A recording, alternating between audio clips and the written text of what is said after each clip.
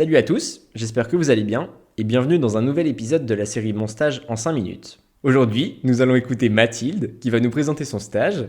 D'abord, merci à Mathilde qui est la première agroalim à passer un peu pour l'interview, donc j'espère qu'il y en aura d'autres à l'avenir. Est-ce que tu peux te présenter rapidement aux éditeurs s'il te plaît? Bonjour, moi c'est Mathilde Lalou, je suis en L3 de cursus ingénieur en agroalimentaire à l'Institut Agro de Rennes et actuellement je suis en stage de 6 mois en France dans l'entreprise Saint-Michel. Super, et pour aider un petit peu à la mise en contexte, est-ce que tu peux nous préciser un peu la localisation de ce stage? Oui, le stage se situe à Saint-Michel-Chef-Chef, c'est l'entreprise historique de la marque et Saint-Michel-Chef-Chef se trouve à environ 40 minutes de Nantes au bord de la mer. Ok, par exemple, c'est quoi les biscuits les plus connus de Saint-Michel? Le biscuit le plus authentique, c'est la galette qui a été créée en 1905 dans le village. Et sinon, il y a le roux d'or et la grande galette Ok, qui a été inventée également à Saint-Michel. ok, super. Est-ce que tu as un projet particulier toi en tant que stagiaire par exemple là-bas? J'ai une mission principale qui me prend environ 70% de mon temps.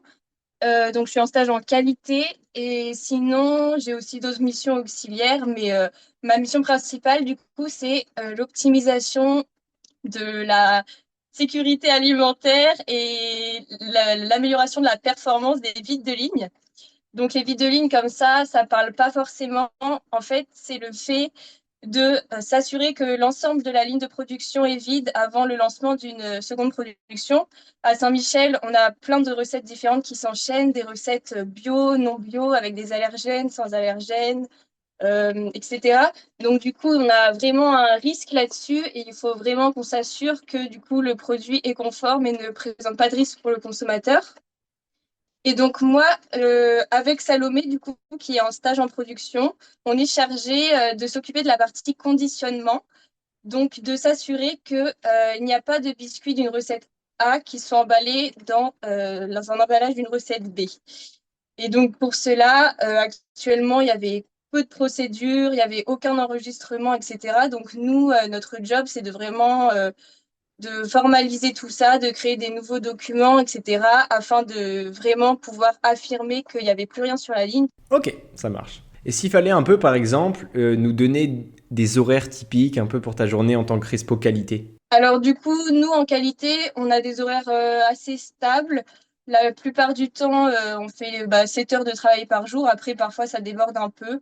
Mais globalement, c'est 9h-17h. Après, il faut s'adapter à la prod parfois pour pouvoir voir des vides de ligne.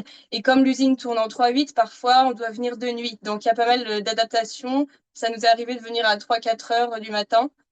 Voilà. Mais globalement, c'est 9h-17h.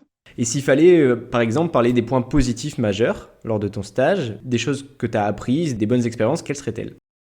Moi, ce que j'aime avec ce stage, c'est que c'est une mission très polyvalente. Parfois, en qualité, on a beaucoup de missions de bureau qui nécessitent moins d'aller sur le terrain, etc. Et c'est pas du tout le cas de cette mission.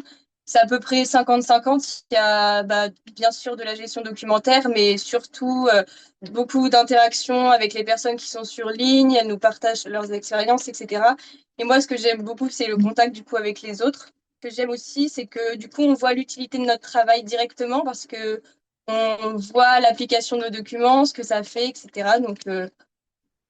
Moi, c'est un stage qui me plaît, qui permet aussi de voir l'ensemble des missions qu'on fait en qualité parce que à côté de ça, je fais les réclamations clients, je m'occupe des analyses sur les matières premières, je fais plein d'autres trucs et du coup, c'est bien parce que je vois vraiment ce que je pourrais faire plus tard. Trop bien, trop bien.